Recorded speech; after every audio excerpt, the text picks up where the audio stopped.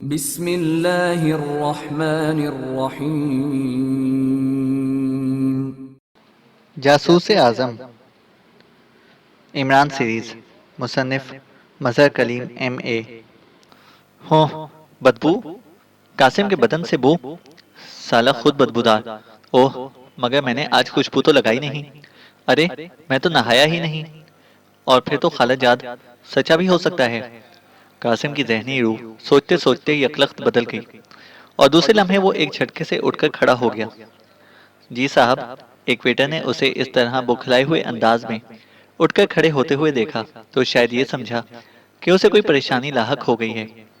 अबे हट साले, वरना फिर तो तू भी कहेगा कि बू आ रही है।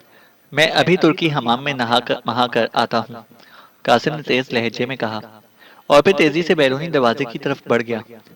चंद लम्हों बाद इसकी कार होटल अल्बानिया के बैरूनी गेट से निकलकर सड़क पर पहुंच गई थी। इसके जहन में चूंकि नहाने की बात के साथ ही तुर्की हमाम का लफ्ज आ गया था, इसलिए इसे तुर्की हमाम में ही नहाने का फैसला कर लिया था।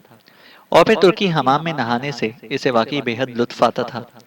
जब गर्म भाप से भरे हुए कमरे में खूबसूरत लड़कियां इसके थल थल करते जिस्म की मालिश करती तो इसका दिल खुश हो जाता था। अगले चौक से इसकी कार मोड़ी और फिर एक चौक के करीब इसने दाएं तरफ जाने वाली सड़क पर कार मोड़कर जरा आगे जाकर रोक दी और दरवाजा खोलकर नीचे उतरा। लेकिन दूसरे ही लम्हे वो इस तरह ठिठक कर रुक गया जैसे इसके कदमों को जमीन ने जकड़ लिया हो। इसकी नाक में व्हाइट रोज गोल्डन की खुशबू का एक भपका सा टकराया था। इसे जल्दी से इधर उधर देखा और दूसरे लम्हे वो चौंक पड़ा। इसे एक जोड़ा क्रॉसिंग गली के दूसरे सिरे पर जाता हुआ दिखाई दिया। आगे एक मर्द था और इससे कुछ फासले पर एक औरत थी। कासिम जिस जगह पर मौजूद था, ये गलियों की क्रॉसिंग इससे थोड़े फासले पर थी, लेकिन सड़क से वो नजर ना आती थी। और चूंकि मर्द अकेला पहले गुजरा था, इसलिए इस बार इसकी नाक में सिर्फ व्हाइट रोज गोल्डन की खुशबू टकराई थी। ओह, ये डॉक्टर आर्नल्ड होगा, कासिम लाशौरी तौर पर बड़बड़ाया और फिर वो सब कुछ भूलकर तेज तेज कदम उठाता इनके पीछे गली में घुस गया। लेकिन जब वो गली के इख्तिताम पर पहुंचा तो वो जोड़ा दूसरी सड़क पर पहुंचकर इसकी नजरों से गायब हो गया था। कासिम की रफ्तार चूंकि काफी आहिस्ता थी, इसलिए अभी वो सड़क से कुछ दूर था कि इसे गली के सामने से एक और टैक्सी गुजरते देखी। दूसरे लम्हे वो चौंक पड़ा, क्योंकि वो औरत और मर्द दोनों ही इस टैक्सी में बैठे हुए थे। कासिम ने उन्हें लिबासों की मदद से पहचान लिया था। टैक्सी एक लम्हे में इसकी नजरों से उछल हो गई। मम मम मुझे अली इमरान को इत्तला देनी है, कासिम इसी तरह लाशौरी अंदाज में बड़बड़ाया और फिर तेजी से मुड़ गया। इसका चेहरा बता रहा था कि इस वक्त वो शऊर की बजाय लाशऊर के दावे है। थोड़ी देर बाद वो अपनी कार तक पहुंच गया। मगर अली इमरान को कहाँ फोन करूं? मैंने फोन पर इत्तला देनी है। कासिम ने कार के करीब पहुंचकर इधर उधर इंतहाई परेशानी के आलम में देखा। क्या बात है जनाब, आप परेशान नजर आ रहे हैं। अचानक एक कार रेंगती हुई इसके करीब आकर रुकी और इसमें से एक नौजवान ने झांकते हुए बड़े हमदर्दाना लहजे में कहा, मम मम मैंने फोन पर अली इमरान को इत्तला देनी है कि मैंने डॉक्टर आर्नल्ड की खुशबू व्हाइट रोज गोल्डन सूंघ ली है। वो यहाँ गली से आई, फिर मैं रुक गया। वो औरत के साथ बैठकर टैक्सी में चला गया। मैंने अली इमरान को इत्तला देनी है, मगर मैं कहाँ फोन करूँ? कासिम ने बिल्कुल इस तरह मेकानकी अंदाज में बोलना शुरू कर दिया जैसे हिप्नोटिज्म का मामूल बोलता है। ओह, आप अपनी कार में बैठ जाएं, मैं आपको फोन करा देता हूँ। नौजवान ने जल्दी से कार का दरवाजा खोलते हुए कहा, मैंने अली इमरान को फोन करना है, मैंने अली इमरान को फोन करना है। कासिम इसी मेकानकी अंदाज में बोलता चला गया। नौजवान ने एक लम्हा इसे देखा, फिर तेजी से कार आगे बढ़ा ले गया। चंद लम्हों बाद वही कार वापस आ गई। वही नौजवान इसमें सवार था। ये लीजिए, टेलीफोन कर लीजिए, अली इमरान साहब लाइन पर हैं। नौजवान ने जल्दी से एक वायरलेस फोन कासिम की तरफ बढ़ाते हुए कहा और कासिम ने झपट कर फोन कर लिया। हालू, मैं कासिम बोल रहा हूँ, कासिम ने कहा। क्या बात है खालाजाद? मैं अली इमरान हूँ। दूसरी तरफ से अली इमरान की आवाज सुनाई दी। अली इमरान, मैंने डॉक्टर आर्नल्ड की खुशबू व्हाइट रोज गोल्डन सूंघ ली है। वो एक मर्द से आ रही थी, इसके साथ एक औरत भी थी। वो टैक्सी में बैठकर चले गए हैं, कासिम ने मकान की अंदाज में जवाब दिया। कौन सी टैक्सी में बैठ के गए हैं? इसका नंबर? दूसरी तरफ से अली इमरान की आवाज सुनाई दी। अबे मैं कोई जासूस महसूस हूँ साले कि नंबर याद करता फिरूं? हो, कासिम का लहजा तेजी से बदलने लगा था और दूसरे लम्हे इसने इस तरह कान से चिपका हुआ रिसीवर हटा दिया जैसे फोन की बजाय इसके कान से कोई बिच्छू चिपका हुआ हो। अरे अरे ये क्या? अरे कौन हो तुम? वो तुर्की हमाम। ओह, मैंने नहाना था। वो साला खाला जात कह रहा था बू आ रही है। कासिम का लहजा भी बदल गया और साथ ही इसकी आंखों में शऊर की चमक भी उभर आई थी। नौजवान हाथ में वायरलेस फोन उठाए हैरत से कासिम को देख रहा था। कासिम का अंदाज बता रहा था कि वो अब तक होने वाली सारी बातें भूल चुका है। इसी लम्हे पिछले मोड़ से कर्नल फैदी की लंकन मुड़कर इनकी तरफ आती दिखाई दी। इसकी रफ्तार खासी तेज थी और फिर ब्रेकें लगने की आवाज से सड़क का माहौल गूंज उठा। कासिम हैरत से कर्नल फैदी की कार को देख रहा था, जैसे इसे यहाँ इसकी आमद की वजह समझ ना आ रही हो। क्या बताया है इसने? कर्नल फैदी ने कार में से निकलकर इस नौजवान के करीब आते हुए तेज लहजे में पूछा, और नौजवान ने कासिम और अली इमरान के दरमियान होने वाली गुफ्तगू लफ्ज ब लफ्ज सुना दी। क, क, क्या बात है कर्नल फरीदी साहब? क्या आप भी तुर्की हमाम शमाम में नहाने आए हैं? ओह, ये साली बू सब में आ गई है। कासिम ने हैरत से आंखें फाड़ते हुए कहा। कासिम, इस डॉक्टर अर्नल्ड का हुलिया कैसा था? कर्नल फरीदी ने इसकी बात का जवाब देने की बजाय तेज लहजे में कहा। डॉक्टर अर्नल्ड का हुलिया? आ कासिम बुरी तरह बौखला सा गया और इसके चेहरे पर ऐसे तासुरात उभर आए जैसे हुलिये के बारे में सोच रहा हो। अच्छा, टैक्सी की कोई खास निशानी बताओ। कर्नल फरीदी ने यकलख चौंक कर एक और सवाल कर दिया। टैक्सी की निशानी? मगर किस टैक्सी की? कासिम की बौखलाहट उरूज पर थी और कर्नल फरीदी ने इसकी बात का जवाब देने की बजाय तेज लहजे में सवाल कर दिया। इस टैक्सी की जिसमें डॉक्टर आर्नल्ड बैठकर गया है, जिसकी खुशबू व्हाइट रोज गोल्डन तुमने सूंघी है और जिनके मुतालिक तुम इमरान को फोन पर इत्तला देना चाहते थे। कर्नल फरीदी के लहजे में गुस्से की लहरें दौड़ रही थीं। डॉक्टर आर्नल्ड, टैक्सी, खुशबू, इमरान को इत्तला। फरीदी साहब, आप नसामसा। ओह, मगर मैं तो तुर्की हमाम में नहाने आया हूँ। कासिम नशे का लफ्ज झोंक में कह तो गया था, लेकिन शायद इसे फौरन ख्याल आ गया था कि वो कर्नल फरीदी से मुखातिब है। इसलिए इसे जल्दी से मुंह पर हाथ रखकर अपने आप को रोक लिया था और फिर तुर्की हमाम की बात की थी। तो तुमने अली इमरान को फोन नहीं किया? कर्नल फरीदी ने इसे गौर से देखते हुए कहा। मैंने? मुझे क्या जरूरत है फोन करने की? मैं कोई इसका मुलाजिम हूँ? कासिम ने बुरा सा मुंह बनाते हुए कहा। ये जब बात कर रहा था तो इसका अंदाज हिप्नोटिज्म के मामूल जैसा तो ना था? कर्नल फरीदी ने मुड़कर नौजवान से अंग्रेजी में पूछा। यस सर, बिल्कुल इसी तरह था। अलबत्ता फोन पर इत्तला देते ही इसका लहजा नॉर्मल हो गया था। नौजवान ने अंग्रेजी में जवाब दिया और कर्नल फरीदी ने इस तरह सर हिला दिया जैसे अब वो सारी बात समझ गया हो कि इस बार इमरान ने कासिम पर हिप्नोटिज्म का अमल किया था। कासिम, इधर आओ, कर्नल फरीदी ने इंतहाई सख्त लहजे में कहा और खुद तेजी से इस साइड की गली की तरफ बढ़ गया। गली में क्यों? क्या इधर भी तुर्की हमाम है? कासिम ने हैरत भरे लहजे में कहा, लेकिन कर्नल फरीदी के लहजे की वजह से वो इसके पीछे इस तरह खींचा चला गया जैसे लोहा मकनातीस की तरफ खींचता है। यहाँ खड़े हो जाओ और देखो अगर कोई टैक्सी सामने से गुजरे जिसमें एक गैर मुल्की मर्द और एक गैर मुल्की औरत बैठे हुए हों, क्या तुम्हें इस टैक्सी की कोई निशानी याद रहेगी? कोई खास निशानी? तुम बेहद अक्लमंद हो, कैप्टन हमीद से भी ज्यादा, इसलिए मुझे यकीन है कि कोई ना कोई निशानी तुम्हें जरूर याद रही होगी। कर्नल फरीदी ने इसे पिचकाते हुए कहा और कर्नल फरीदी के मुंह से अपनी तारीफ सुनकर कासिम का ढोल की तरह फूला हुआ सीना और ज्यादा फूलने लगा। ये बात है, मैं कप्तान हमीद से भी अक्लमंद शकलमंद हूँ। हाँ, मुझे याद आ रहा है, मैंने निशानी देखी है। अगले दरवाजे के ताले के नीचे एक तस्वीर बनी हुई थी। हाँ, एक औरत की तस्वीर जिसकी आंखों पर लाल रंग की ऐनक है। मैं सारे कप्तान हमीद से ज्यादा अक्लमंद हूँ। कैप्टन कासिम ने खुश होकर आंखें बंद करते हुए कहना शुरू कर दिया और कर्नल फरीदी अपनी कामयाबी पर मुस्कुरा दिया। ठीक है, बस इतना ही काफी है। कर्नल फरीदी ने मुस्कुराते हुए कासिम के कांधे को थपका और फिर साथ मौजूद जीरो सर्विस के आदमी को हिदायत देना शुरू कर दी कि वो फौरन इस टैक्सी को तलाश करें जिसके अगले किसी दरवाजे के ताले के नीचे औरत की तस्वीर का स्टिकर लगा हुआ हो, जिसने सुर्ख रंग की ऐनक लगाई हो और जीरो सर्विस का आदमी सर हिलाता हुआ वापस सड़क की तरफ दौड़ पड़ा। आओ कासिम, तुम्हें वाकई जासूस की कुछ ना कुछ सलाहियतें मौजूद हैं। अच्छा, तो आप मुझे अपना असिस्टेंट बनाएंगे और इस साले कप्तान हमीद की छुट्टी करा दें। मुझ पर हर वक्त रोप डालता है कि मैं कर्नल फरीदी का असिस्टेंट हूँ। जैसे असिस्टेंट ना हो इजराइल हो। कासिम ने वापस सड़क की तरफ बढ़ते हुए कहा और कर्नल फरीदी बेख्तियार हंस पड़ा। जब वो दोनों अपनी कारों तक पहुंचे तो इसी लम्हे कैप्टन हमीद भी एक कार में वहां पहुंच गया। कुछ पता चला? कैप्टन हमीद ने नीचे उतरते हुए कहा। इसे याद ही नहीं है कि इसने इमरान से भी बात की है या नहीं। वैसे तो उन्हें फौरी तौर पर नंबर 1130 को वायरलेस पर इमरान से बात करने का कहकर और खुद इमरान बनकर इससे गुफ्तगू करने का जो फैसला किया है वो मुझे बेहद पसंद आया है। इस तरह के फौरी फैसले ही हमारी फील्ड में कामयाबी दिलाते हैं। कर्नल फरीदी ने मुस्कुराते हुए अंग्रेजी में कैप्टन हमीद से बात करते हुए कहा। शुक्रिया। 1130 की इत्तला पर मैंने यही मुनासिब समझा था, लेकिन इसे याद क्यों नहीं है? क्या इसकी याददाश्त गायब हो गई है? कैप्टन हमीद ने हैरत भरी लहजे में कहा। नहीं, इस बार इमरान ने नया हाथ दिखाया है। इसने इस हाथी पर हिप्नोटिज्म का अमल करके इसे हिदायत दी हुई थी।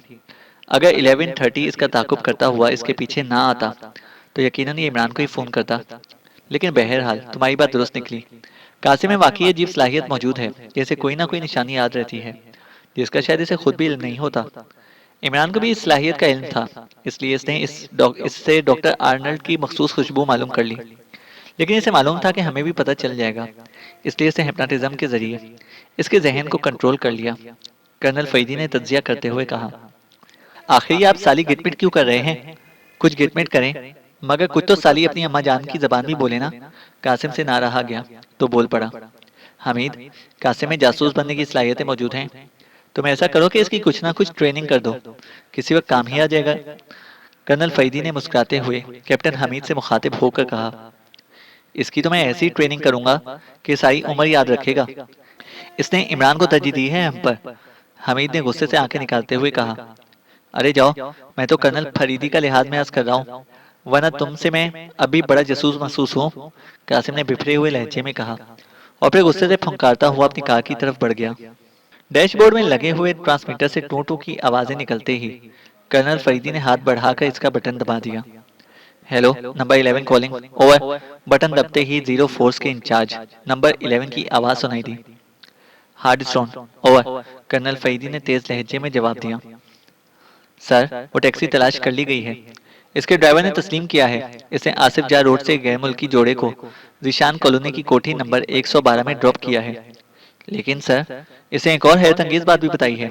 ओवर, नंबर 11 ने कहा। वो क्या? ओवर, कर्नल फरीदी ने चौंक कर पूछा। सर, इसे बताया है कि इस जोड़े को वो ड्रॉप करके वापस आ रहा था कि इसे कंट्रोलिंग दफ्तर से इत्तला मिली कि कोई साहब इसकी टैक्सी में एक हफ्ते के लिए हायर करना चाहते हैं और वो साहब आसिफजा रोड पर लासानी स्टोर में मौजूद हैं। चुनाचे ये वहां गया तो इस आदमी ने बताया कि वो इंटेलिजेंस का आदमी है और इस कोठी का नंबर मालूम करना चाहता है जिसमें वो जोड़ा गया है। इसने इसे ये भी बता दिया और इसे वहां छोड़ भी आया। इसने कहा है कि गो इस इंटेलिजेंस वाले ने इसे मना कर दिया था कि किसी को भी ये बात ना बताए, लेकिन कर्नल फरीदी का नाम दरमियान में आने की वजह से वो बता रहा है। मैंने इससे यही कहा था कि ये पूछगछ कर्नल फरीदी साहब के हुक्म पर हो रही है। और जनाब, जब इस आदमी का हुलिया पूछा गया तो इसने जो हुलिया बताया है वो बिल्कुल इमरान साहब का है, बल्कि लिबास की तफसीलात भी वही मिली हैं जिस लिबास से इमरान साहब होटल अल्बानिया से अचानक गायब हो गए थे। ओवर, नंबर 11 ने पूरी तफसील बताते हुए कहा। ओह, इसका मतलब है कि इमरान को पहले ही इत्तला मिल गई थी। जिशान कॉलोनी 112, ठीक है, मैं खुद वहां जा रहा हूँ। तुम 4 एजेंटों को पहले निगरानी के लिए भेज दो और सुनो, सारी फोर्स को इत्तला कर दो कि वो इमरान को तलाश करें। अगर वो मेरे जाने तक वहां से निकल भी गया तो लाजमन किसी टैक्सी में ही जाएगा। Over and all, colonel Faridi ने कहा और साथ ही इसने ट्रांसमीटर ऑफ करके कार आगे बढ़ा दी। वो इस वक्त होटल अल्बानिया के सामने मौजूद था। कैप्टन हमीद ने भी अपनी कार छोड़कर इसके साथ आ बैठा था। ये इस इमरान को आखिर कैसे सब बातों का इल्म हो जाता है? कैप्टन हमीद ने मुंह बनाते हुए कहा।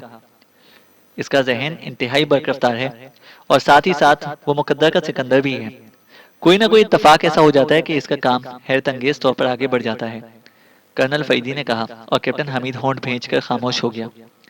कर्नल फरीदी की लंकन थोड़ी देर बाद जिशान कॉलोनी में दाखिल हो गई, क्योंकि होटल अल्बानिया से जिशान कॉलोनी का फासला कुछ ज्यादा ना था।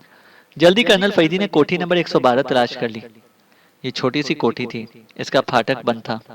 कर्नल फरीदी कार आगे बढ़ाए लिए गया और फिर जरा आगे जाकर इसने कार रोक ली। आओ, कर्नल फरीदी ने दरवाजा खोलकर नीचे उतरते हुए कहा। तो क्या बराह रास्त रेड का प्रोग्राम है? कैप्टन हमीद ने नीचे उतरते हुए कहा। हाँ, इमरान के दरमियान में आने की वजह से मैं देर नहीं करना चाहता। कर्नल फरीदी ने पैदल कोठी की तरफ बढ़ते हुए कहा। हो सकता है इमरान अभी अंदर मौजूद हो, कैप्टन हमीद ने कहा। अगर ऐसा है तो ज्यादा अच्छा रहेगा, कर्नल फरीदी ने जवाब दिया। फिर फाटक के सामने पहुंचकर इसने कॉल बेल का बटन प्रेस कर दिया। लेकिन जब चंद लम्हों तक कोई रद्दअमल महसूस ना हुआ तो इसने दोबारा बटन प्रेस किया और इस बार काफी देर तक इसने प्रेस किए रखा। कौन है? चंद लम्हों बाद एक नस्वानी आवाज फाटक के अंदर से सुनाई दी। लहजा गैर मुल्की था। बिजली का मीटर चेक करना है मोहतरमा, फाटक खोलिए, कर्नल फरीदी ने इंतहाई फिदोयाना लहजे में कहा। ओह अच्छा। दूसरी तरफ से मुतमईन सी आवाज सुनाई दी और फिर फाटक का कुंडा खुलने की आवाज सुनाई दी। इसके साथ ही फाटक खुला तो सामने खूबसूरत और नौजवान गैर मुल्की औरत खड़ी इन्हें हैरत से देख रही थी। कर्नल फरीदी से धकेलता हुआ आगे बढ़ गया। कौन हो तुम? कौन हो? इसे औरत ने बौखलाए हुए अंदाज में कहा। लेकिन दूसरे लम्हे वो बुरी तरह चीखती हुई उछलकर जमीन पर गिरी और साकित हो गई। कर्नल फरीदी ने पूरी कुवत से बाजू घुमाकर इसकी कनपटी पर टेढ़ी उंगली का हुक्म मारा था। अरे, औरत पर हाथ उठा दिया आपने, कैप्टन हामिद ने जल्दी से फाटक बंद करते हुए हैरत भरे लहजे में कहा। इसे वाकई कर्नल फरीदी की इस हरकत पर हैरत हुई थी, क्योंकि कर्नल फरीदी सिवाय किसी खास मजबूरी के औरत पर हाथ उठाने का कायल ना था। और यहाँ बजाय तो कोई मजबूरी भी ना थी। औरत निहत्ती और अकेली थी। इसकी आंखें बता रही हैं कि ये माहिर हिप्नोटिस्ट है, इसलिए मुझे ऐसा करना पड़ा। तुम इसे उठाकर ले आओ, मैं अंदर चेक करता हूँ, कर्नल फरीदी ने तेज लहजे में कहा और फिर जेब से रिवॉल्वर निकालकर दौड़ता हुआ कोठी का छोटा सा लॉन पार करके बरामदे में दाखिल हो गया। डॉर्थी, क्या बात है? ये चीख कैसी है? कर्नल फरीदी को राहदारी के आखिर में एक कमरे से एक मर्दाना आवाज सुनाई दी। लहजा ऐसा था जैसे कोई अभी गहरी नींद से जागकर बोला हो और कर्नल फरीदी ने कदम तेज कर दिए। खबरदार, कर्नल फरीदी ने दरवाजे को धकेलते हुए उछलकर कमरे में दाखिल होते हुए कहा और इसका जिस्म अंदर दाखिल होते ही तेजी से घूम गया। लेकिन कमरे में सिवाय एक मर्द के और कोई ना था और वो मर्द भी बिस्तर पर इस तरह बैठा हुआ था जैसे सोते सोते उठ बैठा हो। वैसे भी इसके जिस्म पर पूरा लिबास था, जैसे इसे इस कदर नींद आ रही थी कि वो लिबास बदले बगैर ही सो गया था। कौन हो तुम? कर्नल फरीदी को इस तरह सामने देखकर वो मर्द बुरी तरह चौंक कर उछला और कर्नल फरीदी ने एक तवील सांस लिया। इसे अब व्हाइट रोज गोल्डन की मखसूस खुशबू इस आदमी के जिस्म से निकलती हुई वाज़ेह तौर पर महसूस हुई थी। डॉक्टर आर्नल्ड, मेरा नाम कर्नल फरीदी है। वो फॉर्मूला कहाँ है जो तुमने डॉक्टर जाबिर के यहाँ से उड़ाया था? कर्नल फरीदी ने आगे बढ़कर इसकी कनपटी से रिवॉल्वर लगाते हुए इंतहाई करख्त लहजे में कहा। कर्नल फरीदी, मगर मेरा नाम तो डॉक्टर कार्पर है। डॉक्टर आर्नल्ड बुरी तरह बौखला गया था, लेकिन दूसरे ही लम्हे वो बुरी तरह चीखता हुआ उछलकर बेड के नीचे इस तरह जा गिरा कि इसका ऊपर वाला धड़ तो बेड के नीचे लटक रहा था, जबकि निचला धड़ बेड के ऊपर था। कर्नल फरीदी ने दूसरे हाथ से इसे जोरदार जर्ब लगाई, लेकिन वो चौंके चूंकि बैठा हुआ था, इसलिए जर्ब खाकर वो इस अंदाज में गिरा था।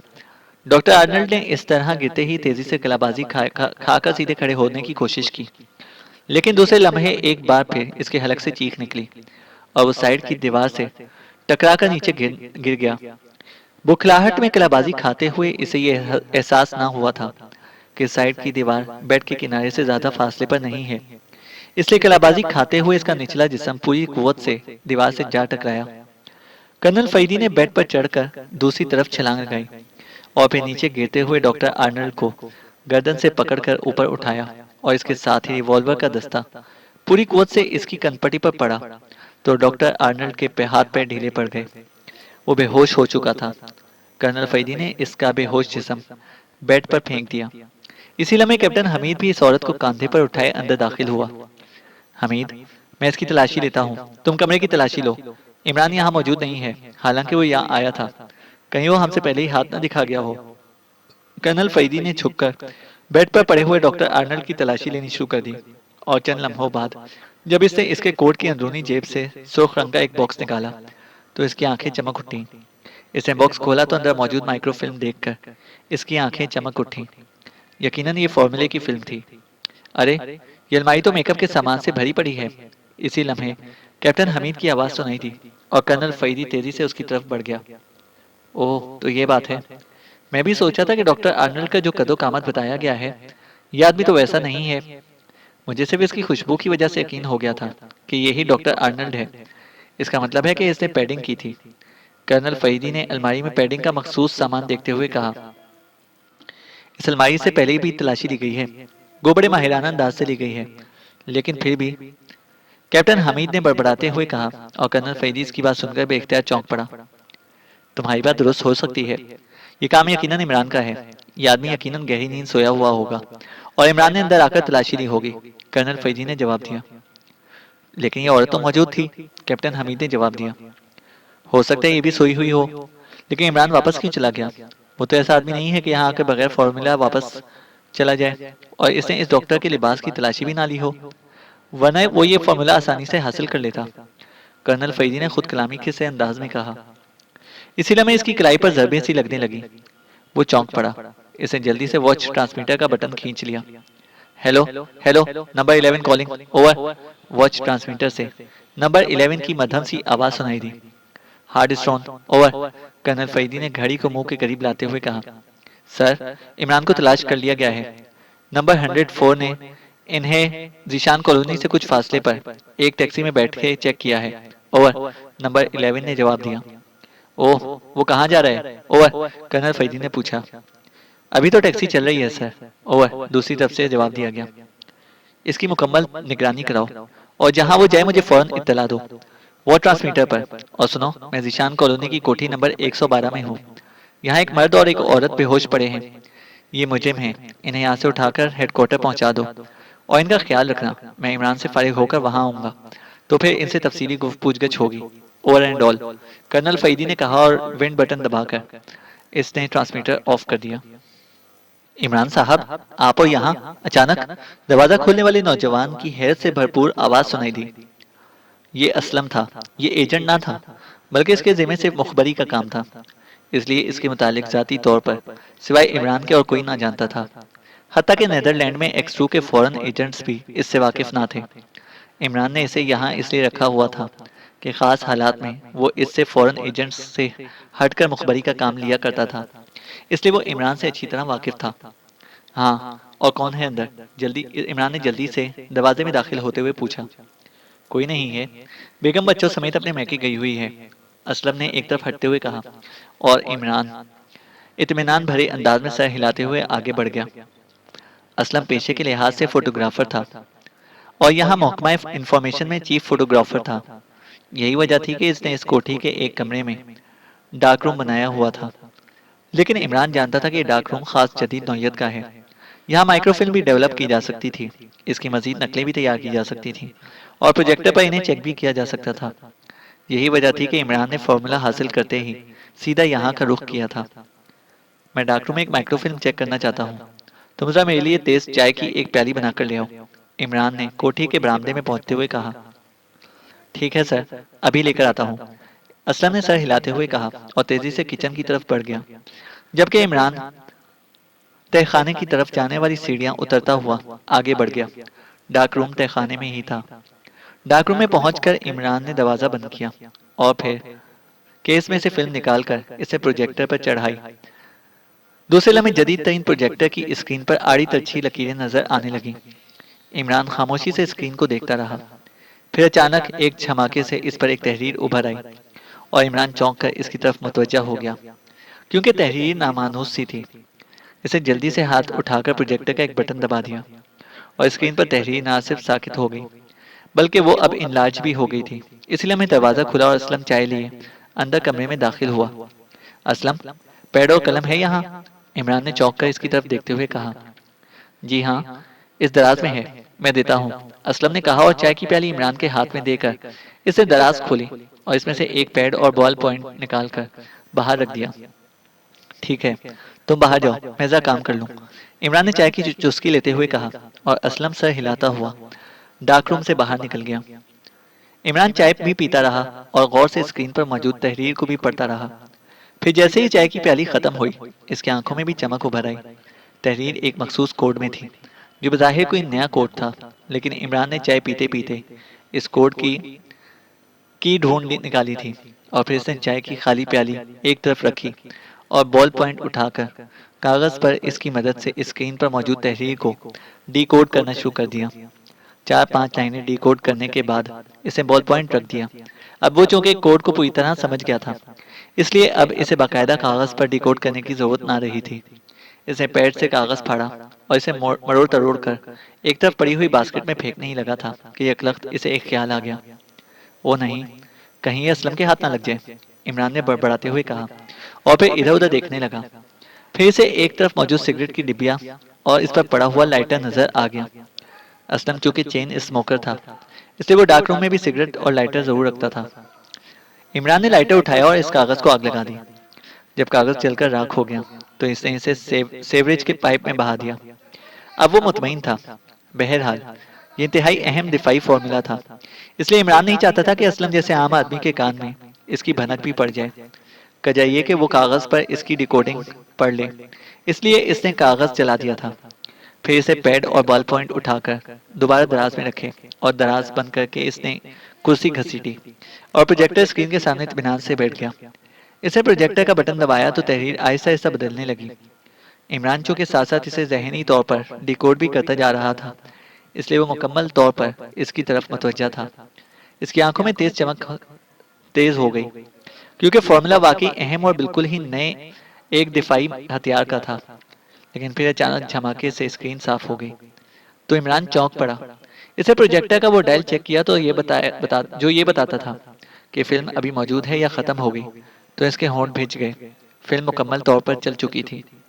ओह, ये तो अधूरा है, इमरान ने बड़बड़ाते हुए कहा और हाथ बढ़ाकर प्रोजेक्टर बंद किया और फिर फिल्म इसमें से निकाल ली और फिर एक तरफ रखा हुआ इसका बॉक्स उठाकर फिल्म इसने इसमें डाली और बॉक्स जेब में डालकर वो मुड़ा और दरवाजा खोलकर सीढ़ियां चढ़ता हुआ ऊपर आ गया। काम हो गया जनाब? असलम ने जो ऊपर मौजूद था मुस्कुराकर पूछा। हाँ, हो तो गया है, लेकिन अधूरा। बहरहाल ठीक है, अब मैं चलता हूँ, इमरान ने सर हिलाते हुए कहा। अरे बैठिए तो सही, मैं खाना तैयार करता हूँ। खाना तो खाकर जाइए, असलम ने कहा। नहीं, मुझे जल्दी है। ओके, खुदा हाफिज, इमरान ने जवाब दिया और तेज तेज कदम उठाता फाटक की तरफ बढ़ गया। एक लम्हे के लिए इसे ख्याल आया था कि वो असलम को कहे कि वो अपनी कार में इसे ले जाए, क्योंकि हो सकता है कि बाहर फौरन टैक्सी ना मिल सके। लेकिन फिर इसने इरादा बदल दिया, क्योंकि इसे ख्याल आ गया था कि कहीं इसके साथ होने की वजह से वो कर्नल फैदी की जीरो सर्विस की नजरों में ना आ जाए। अगर ऐसा हो गया तो फिर यकीनन वो आइंदा के लिए मुखबरी का काम ना कर सकेगा। कोठी से बाहर निकलकर इमरान तेज तेज कदम उठाता कॉलोनी के चौक की तरफ बढ़ गया था, जहां से इसे टैक्सी मिलने की उम्मीद थी। वह पहले कासिम की कोठी पर जाना चाहता था, ताकि इस तरह गुमशुदगी से कहीं कर्नल फैदी इसकी तरफ से मशकूक ना हो जाए। वो यकीनन इसकी तरफ से परेशान होगा। फॉर्मूला अधूरा जरूर था, लेकिन कम से कम वो इसकी बुनियादी थीम समझ गया था। वैसे इसने सोच लिया था कि इस फॉर्मूले का बकिया हिस्सा यकीनन आसिम टेक्सटाइल मिल के इसी मखसूस शोबे S1 में ही मौजूद होगा। डॉक्टर जाबे ने हिफाजत के तहत इसे दो हिस्सों में तकसीम करके रखा हुआ होगा, और चूंकि इस बात का इल्म डॉक्टर आर्नल्ड को ना था, इसलिए वो इस फॉर्मूले को मुकम्मल समझकर ले उड़ा। इसने फैसला कर लिया था कि कुछ रोज बाद वो कासिम को लेकर खुफिया तौर पर S1 में जाकर इसका दूसरा हिस्सा तलाश करेगा और फिर इसे पूरी तरह पढ़कर इसकी एक नकल बनाकर खुद रख लेगा और असल कर्नल फरीदी को पेश कर देगा। इस नकली डॉक्टर आर्नल्ड या कार्पर की इसे कोई परवाह न थी, क्योंकि ना ही इस औरत और ना कार्पर ने इसे कोठी में दाखिल होते देखा था और ना जाते, इसलिए इन्हें पता ही ना चल सकता था कि फॉर्मूला कौन देकर गया है। इसे असल खतरा सिर्फ कर्नल फरीदी की जीरो सर्विस से था और जीशान कॉलोनी से वापसी पर एक जगह से महसूस हुआ था कि इसका ताकुब हो रहा है। तो इसने टैक्सी एक अगली गली के करीब रुकवाई और फिर वो मुख्तलिफ गलियों से होता हुआ एक कॉलोनी में दाखिल हो गया था, ताकि अगर वाकई निगरानी हो भी रही हो तो इसे निगरानी करने वाला डोज खा जाए। इन्हें पता ही ना चल सके कि इमरान टॉप कॉलोनी में दाखिल भी हुआ है या नहीं, क्योंकि जिस जगह वो गली में दाखिल हुआ था इसे मुकम्मल यकीन था कि कोई इसे चेक ना कर सका होगा। चौक से इसे वाकई टैक्सी मिल गई और इसने ड्राइवर को कासिम की कोठी का पता बताया और इत्मीनान से सीट की पुश से सर लगाकर बैठ गया। अब इसे निगरानी की भी ज्यादा फिक्र ना थी, क्योंकि अब जीरो फोर्स वाले इसे देख भी लेते तो इन्हें ये पता ना चल सकता था कि इमरान कहाँ कहाँ गया है और क्या कर कर आया है। कर्नल फैदी अपने हेडक्वार्टर में मौजूद था। इसके सामने कुर्सी पर कार पर बैठा हुआ था। इसे रस्सियों से बांध दिया गया था। साथ वाली कुर्सी पर इसकी साथी औरत बंधी हुई थी। औरत बेहोश थी और इसकी गर्दन एक तरफ ढलकी हुई थी, जबकि कारपर की हालत इंतहाई खस्ता थी। इसका चेहरा मस्क हो चुका था। चेहरा जगह जगह से कट फट चुका था। इसकी हालत देखकर ही अंदाजा होता था कि इस पर इंतहाई खौफनाक तशद्दुद किया गया है। अगर तुम पहले ही सब कुछ बता देते कारपर, तो तुम्हारी ये हालत ना होती। कर्नल फरीदी के लहजे में बेपनाह खुराहट थी और कारपर के जिस्म का बेख्तियार कांपने लगा था। मम मम मुझे क्या मालूम था कि तुम इस कदर जालिम हो, कारपर ने डूबते हुए लहजे में कहा। मैं अपने मुल्क के दुश्मनों के साथ इससे भी ज्यादा भयानक सलूक करने का आदी हूँ कारपर। अभी तो यूं समझो कि तुम अभी इब्तदाई मरहले पर ही बोल पड़े हो। कर्नल फरीदी ने इंतहाई सफाक लहजे में जवाब दिया और कारपर का सर झुक गया। इसका मतलब है कि दूसरा हिस्सा इमरान ले उड़ा है, पास खड़े कैप्टन हमीद ने कहा। हाँ, अब बात वाज़ेह हो गई है, वरना मेरे जहन में यही बात खटक रही थी कि इमरान आखिर यूं खामोशी से वापस क्यों चला गया है। इसे दरअसल इसके दूसरे हिस्से का ख्याल भी ना आया होगा, इसलिए वो एक हिस्से को ही मुकम्मल फॉर्मूला समझ कर ले उड़ा होगा। और अब इमरान का पता चल जाए तो फिर देखना मैं इसका क्या हशर करता हूँ। कर्नल फरीदी के लहजे में बेपनाह गुराहट थी। ये इमरान भी किसी भूत की नस्ल से लगता है, यूं अचानक गायब हो जाता है कि फिर इसका पता नहीं चल पाता। कैप्टन हामिद ने मुंह बनाते हुए कहा। मैंने जीरो फोर्स के आदमियों को इसलिए सजा नहीं दी कि वो इमरान को खो बैठे थे। इमरान की बजाय वो अगर किसी और आदमी को इस तरह खो देते तो यकीनन मैं इन्हें इंतहाई सख्त सजा देता। कर्नल फरीदी ने खुश्क लहजे में जवाब दिया। कर्नल फरीदी जब जीशान कॉलोनी से बाहर आया तो इसे इत्तला मिली थी कि इमरान एक गली में घुसकर गायब हो गया और बावजूद कोशिश के इसका पता नहीं चल रहा।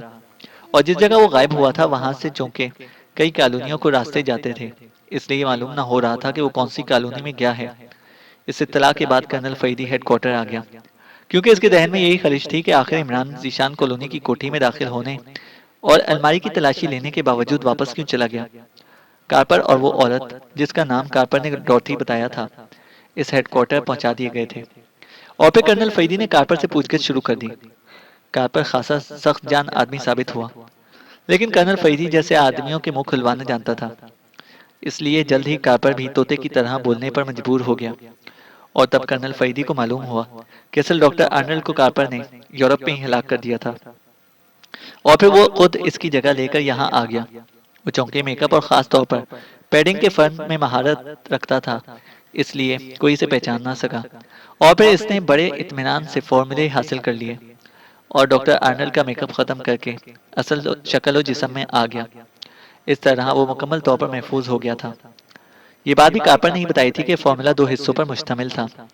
वो अलहदा अलहदा बॉक्सेस में था।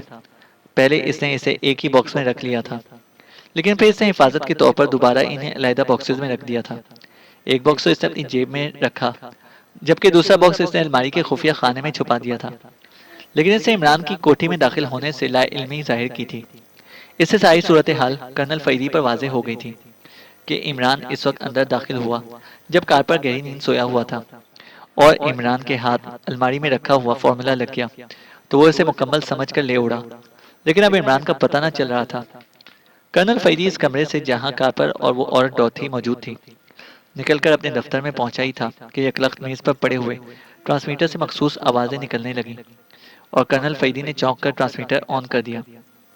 हेलो हेलो, 102 बोल रहा हूँ, ओवर। दूसरी तरफ से जीरो फोर्स के एजेंट की आवाज़ सुनाई दी। चूंकि फरीदी जब हेडक्वार्टर में होता तो मेन ट्रांसमीटर कॉलिंग अपने कमरे के ट्रांसमीटर से कर लेता था। इस तरह बाहर से आने वाली तमाम कॉलें वो खुद सुनता था, वरना तो नंबर 11 जो हेडक्वार्टर का इंचार्ज था इसकी अदम मौजूदगी में कॉल रिसीव करता और फिर कर्नल फरीदी तक पहुंचाता था। Hard stone, over. Colonel Faridi ने इंतहाई सख्त लहजे में कहा। सर, इमरान का पता चल गया है। सर, वो एक टैक्सी में कासिम साहब की कोठी पर पहुंचा है। मैं वहां ड्यूटी पर हूं सर। मैंने इसे खुद टैक्सी से उतरकर कोठी में जाते देखा है, ओवर। दूसरी तरफ से 102 ने जवाब दिया। ओह अच्छा, over and all, colonel Faridi ने तेज लहजे में कहा और ट्रांसमीटर ऑफ करके वो बिजली किसी तेजी से दफ्तर से निकलकर बाहर पोच की तरफ लपका जहां इसकी लंदन मौजूद थी। क्या हुआ? एक कमरे से निकलते हुए कैप्टन हमीद ने कर्नल फरीदी को इस तरह लपक कर जाते हुए देखकर पूछा।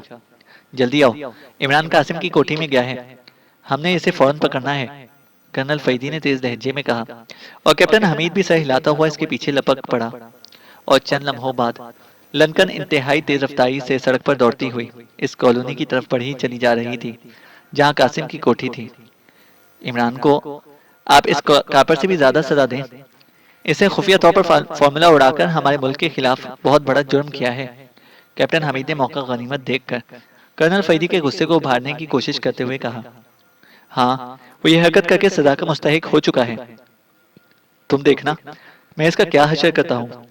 कर्नल फरीदी ने होंठ भेजते हुए कहा, और कैप्टन हमीद के चेहरे पर ऐसी मुस्कुराहट रेंगने लगी जैसे कर्नल फरीदी का ये फिक्र सुनकर इसको नफसियाती तस्कीन हुई हो।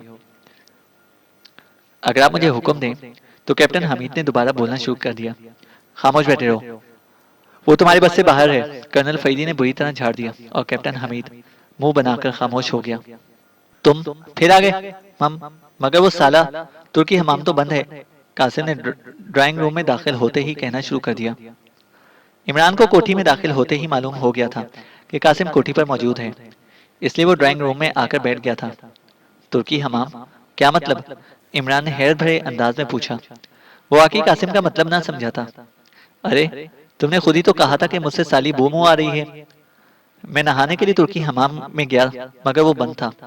कासिम ने बुरा सा मुंह बनाते हुए कहा और इमरान बेख्तियार हंस पड़ा, क्योंकि इसे अब याद आ गया था कि होटल अल्बानिया से उठते हुए इसने ऐसा कहा था ताकि कासिम गुस्से में आ जाए और इसे रोक ना सके। अरे, तुमने बू समझा? कमाल है, तुम जैसे नफीस और खुशगवार आदमी से भी कभी बू आ सकती है। मैं तो सिर्फ बू कहा था और बदबू तो नहीं कहा था। इमरान ने वजाहत करते हुए कहा। हाँ, तुमने बदबू तो नहीं कहा था, लेकिन साली बू का मतलब भी तो यही होता है। कासिम ने मुंह फाड़ते हुए कहा। अरे नहीं, हमारे यहाँ बू और खुशबू का एक मतलब होता है। बुरी बू को बदबू कहते हैं। इमरान ने मुस्कुराते हुए कहा। अच्छा अच्छा, फिर ठीक है, लेकिन तुम इश्तेहारी मुश्तेहारी क्यों हो गए हो? वो कर्नल फरीदी तुम्हें ढूंढ रहे थे, कासिम ने कहा और इमरान समझ गया कि इश्तेहारी से कासिम का मतलब गायब हो जाने का है। अच्छा, कब पूछ रहे थे? इमरान ने चौंक कर पूछा, और जवाब में कासिम ने उसे बताया कि तुर्की हमाम में जाने और फिर वहां कर्नल फरीदी के आने और बाकी बातें भी बता दी। लेकिन चूंकि वो डॉक्टर अर्नल की खुशबू और फोन वाला काम लाशौरी तौर पर किया था, इसलिए वो इसके शऊर में ना था। लेकिन टैक्सी की पहचान वाली बात सुनकर इमरान समझ गया कि कासिम ने यकीनन इस कार पर और इसके साथ ही औरत को टैक्सी में बैठे जाते देख लिया होगा, क्योंकि कर्नल फरीदी ने टैक्सी की मखसूस निशानी की पहचान कराते हुए खास तौर पर गैर मुल्की मर्द और औरत के अल्फाज कहे थे, और ये बात भी कासिम ने ही बताई थी। फिर तुमने निशानी बता दी थी? इमरान ने दिलचस्पी लेते हुए पूछा। हाँ, मैं कोई कैप्टन हमीद से कम जासूस महसूस हूँ? मैंने इन्हें बता दिया कि इसके अगले दरवाजे के ताले के नीचे औरत की तस्वीर थी जिसने सुर्ख रंग की ऐनक पहनी हुई थी। कासिम ने अपना बड़ा सा सर हिलाते हुए कहा, और इमरान एक तवील सांस लेकर रह गया, क्योंकि अब इस बात में कोई शक ना रह गया था कि ये वही टैक्सी थी जिसमें पहले वो कार पर गया था और बाद में इमरान, क्योंकि इसने खुद ही इस टैक्सी को देखा था। और जाहिर है, इसके बाद कर्नल फरीदी के लिए टैक्सी को तलाश कर लेना कुछ मुश्किल ना था, और इसके बाद के हालात का भी आसानी से तज्जिया किया जा सकता था। टैक्सी ड्राइवर ने यकीनन जीशान कॉलोनी की निशानदेही कर दी होगी, और कर्नल फरीदी या इसके आदमियों के सामने वो इमरान वाली बात भी ना छुपा सका होगा। इसका मतलब था कि कर्नल फरीदी अब तक कार पर और इस औरत पर काबू पा चुका होगा, और यकीनन जब इसे फॉर्मूला वहां ना मिलेगा तो बात इमरान पर ही आकर ठहरेगी। कर्नल फरीदी जैसे शख्स के लिए नतीजा निकाल लेना कोई मुश्किल ना था कि फॉर्मूला इमरान ले उड़ा था, इसलिए अब ना सिर्फ फॉर्मूले के हसूल से इनकार करना बेसूद था, बल्कि अब कर्नल फरीदी को मुतमईन करने के लिए जरूरी था कि फॉर्मूला खुद इसके हवाले कर दिया जाए, वरना वो कर्नल फरीदी के असूलों को अच्छी तरह जानता था कि वो इसे मुल्क दुश्मन करार देकर सजा देने के दर पे हो जाएगा, और गो इमरान को इसकी सजा से तो कोई खौफ ना था, लेकिन ख्वाह मख्वाह की बदमज़गी बहरहाल जरूर पैदा हो जानी थी। फॉर्मूले का एक हिस्सा इमरान चेक कर चुका था और इसकी बुनियादी थीम का भी इसे अंदाजा हो चुका था, इसलिए अब अगर दूसरा हिस्सा ना भी मिले तब भी वो इस फॉर्मूले पर काम कर सकता था। और ये भी जाहिर था कि इस फिल्म को चेक करके कर्नल फरीदी को भी मालूम हो जाएगा कि ये अधूरा है, इसलिए वो लाजमन शोभा S1 से दूसरा हासिल कर लेगा। तुम खामोश क्यों हो गए साले? जलमल गए हो हसद मसद से? कर्नल फरीदी ने मेरी तारीफ मरीफ जो कर दी है, साले जल कुकड़। कासिम ने इसे खामोश देखकर शायद यही समझा था कि इमरान इसकी सलाहियतों से हसद के मारे जल गया है। अरे, तुम तो ग्रेट जासूस हो कासिम, तुम्हें तो इल्म ही नहीं कासिम कि तुमने किस कदर अजीम कारनामा सर अंजाम दिया है। अगर तुम इस वाइट रोज गोल्डन वाला क्लियो ना देते तो कार्पर को जिंदगी भर तलाश ना किया जा सकता था। इमरान ने मुस्कुराते हुए कहा, और फिर पास पड़े हुए टेलीफोन का रिसीवर उठाकर इसने जल्दी से कर्नल फरीदी की 04 के हेडक्वार्टर के नंबर डायल करने शुरू कर दिए। यस, दूसरी तरफ से एक आवाज उभरी। मैं अली इमरान बोल रहा हूँ, कर्नल फरीदी से बात कराएं। मैंने इनके लिए एक अहम फॉर्मूला हासिल किया है। इमरान ने संजीदा लहजे में कहा। ओह, आप कहाँ से बोल रहे हैं? दूसरी तरफ से बोलने वाला बुरी तरह चौंक पड़ा। मैं कासिम की कोठी से बोल रहा हूँ, इमरान ने जवाब दिया। कर्नल साहब तो मौजूद नहीं हैं। अच्छा, वो जहाँ भी हों इनसे रब्ता करके इनसे कह दीजिए कि इमरान की कॉल आई थी। वो कासिम की कोठी में इनका मुंतज़िर है। इन्हें बता दें कि जिस डॉक्टर आर्नल्ड को तलाश कर रहे हैं, मैंने ना सिर्फ इन्हें तलाश कर लिया है बल्कि इससे फॉर्मूला भी हासिल कर लिया है। वो यहाँ कासिम की कोठी पर आकर मुझसे फॉर्मूला ले सकते हैं। ये मैंने इनके लिए हासिल किया है। इमरान ने किन अखियों से साइड के दरवाजे की तरफ देखते हुए कहा, क्योंकि बात करते हुए इसे दरवाजे पर कर्नल फरीदी की झलक दिखाई दे रही थी, इसलिए इसने जानबूझकर आखिरी फिक्रे से कह दिए थे। जी बेहतर, दूसरी तरफ से कहा गया, और इमरान ने रिसीवर रखने के लिए हाथ बढ़ाई था कि कर्नल फरीदी कमरे में दाखिल हो गया। ओह कर्नल साहब, आपकी उम्र माशाल्लाह बड़ी तवील है। मैं भी आप ही को याद कर रहा था, इमरान ने मुस्कुराते हुए कहा। मैंने सुन ली है तुम्हारी फोन कॉल। कहाँ से वो फॉर्मूला हासिल किया? कर्नल फरीदी ने खुश्क लहजे में जवाब देते हुए कहा। बिल्कुल बिल्कुल, मैंने सुन ली है तुम्हारी कॉल। कहाँ है वो फॉर्मूला? कर्नल फरीदी ने खुश्क लहजे में जवाब देते हुए कहा। बिल्कुल बिल्कुल, ये लीजिए, इमरान ने कहा और जेब से फॉर्मूला निकालकर बड़े मौदबाना अंदाज में कर्नल फरीदी की तरफ इस तरह बढ़ा दिया जैसे कोई तोहफा पेश कर रहा हो। कर्नल फरीदी ने बॉक्स खोलकर इसमें मौजूद माइक्रोफिल्म को देखा और फिर बॉक्स बंद कर दिया। तुम कारपर की कोठी से निकलकर कुछ देर के लिए गायब रहे हो। कहाँ गए थे तुम? कर्नल फरीदी का लहजा बदस्तूर खुश था। बब बब भूख लगी थी, इसलिए एक होटल में खाना खाने चला गया था। ये कासिम तो बस बातें करता रहता है। खाने की बात करो तो साफ जवाब दे देता है। कहता है कि खाना मेरे लिए ही पूरा नहीं पड़ता, दूसरों को कहाँ से खिलाऊंगा? इमरान ने मुस्कुराते हुए कहा। झूठ मत बोलो, इसका दूसरा हिस्सा कहाँ है, वो निकालो। कर्नल फरीदी ने घूर कर इमरान को देखते हुए कहा। दूसरा हिस्सा? क्या मतलब? क्या अब फॉर्मूले के भी हिस्से होने लगे हैं? अरे, फिर तो वो यकीनन इस कारपर के पास होगा। मैं तो इसे मुकम्मल समझकर वापस आ गया था, इमरान ने हैरत भरे लहजे में कहा। इसे जानबूझकर चेहरे पर ऐसे तासुरात पैदा कर लिए थे जैसे से वाकई इसके दूसरे हिस्से के मुतालिक मालूम ना हो। और जाहिर है, मुकाबिल में लाख कर्नल फरीदी सही, लेकिन इसकी अदाकारी को पहचानना इसके बस में भी ना था। ओह, इसका मतलब है तुमने इसे चेक नहीं किया? कर्नल फरीदी ने इस बार कदरे मुस्कुराते हुए कहा। चेक? मुझे क्या जरूरत पड़ी थी? मेरा मकसद ये फॉर्मूला हासिल करना तो ना था, और मेरा मकसद ये होता तो मैं आपको यहाँ कासिम की कोठी पर बैठा हुआ मिलता। अब तक तो मैं पाकिशिया पहुंच जाता। आपकी जीरो फोर्स लाख फोर्स सही, लेकिन मेरे लिए बहरहाल वो बगैर फोर्स के जीरो की हैसियत रखती है, इमरान ने इस बार खासे खुश्क लहजे में कहा। ठीक है, मुझे अब यकीन आ गया है कि तुमने इसे चेक नहीं किया। तुम गायब जरूर हुए थे, यकीनन तुमने ऐसा इसे चेक करने के लिए किया होगा, लेकिन शायद तुम्हें मौका नहीं मिल सका। बहरहाल, अगर तुम ये फोन कॉल ना करते और मैं इसे खुद अपने कानों से ना सुन लेता तो मैंने फैसला कर लिया था कि तुम्हें इबरतनाक सजा देता, कर्नल फरीदी ने मुस्कुराते हुए कहा। अरे, आपको क्या जरूरत थी इतनी तकलीफ करने की? ये अपने कप्तान साहब आखिर किस्मत की दवा है।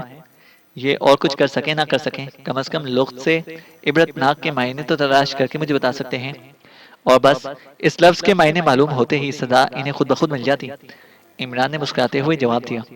शट अप, मुझसे ज्यादा बकवास करने की जरूरत नहीं, कैप्टन हमीद ने फाड़ खाने वाले लहजे में कहा। वो पहली कर्नल फरीदी के नरम पड़ने पर बुरे बुरे मुंह बना रहा था, क्योंकि वो तो इमरान का हशर होता देखने की तवक्का रखकर आया था। लेकिन यहाँ तो सारा मामला ही उल्टा हो गया था। यार कप्तान साहब, अगर तुमसे ज्यादा खालाजाद कासिम में जासूसी की सलाहियतें पैदा हो गई हैं तो इससे मेरा क्या कसूर? ये तो कर्नल साहब की खुशकिस्मती है कि इन्हें इस कदर भारी भरकम रोड रोलर टाइप असिस्टेंट मिल गया है, इमरान ने कहा। हाँ, कासिम ने वाकई इस केस में अपनी बेहतरीन सलाहियतों का मुजाहिरा किया है, कर्नल फरीदी ने मुस्कुराते हुए कहा।